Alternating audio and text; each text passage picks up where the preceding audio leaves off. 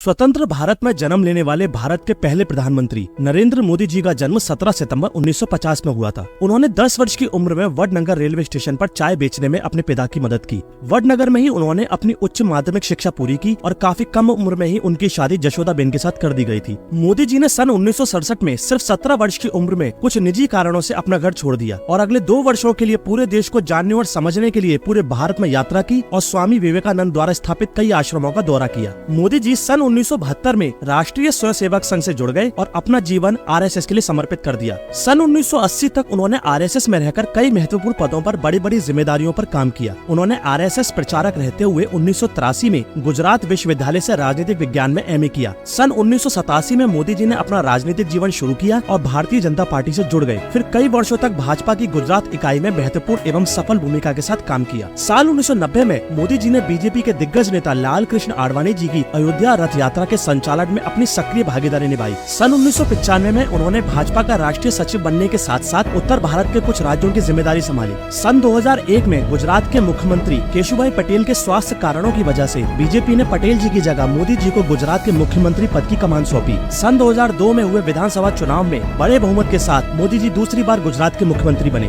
और फिर वर्ष 2014 के लोकसभा चुनाव में प्रचंड बहुमत के साथ नरेंद्र मोदी जी को भारत के प्रधानमंत्री के रूप में चुना गया।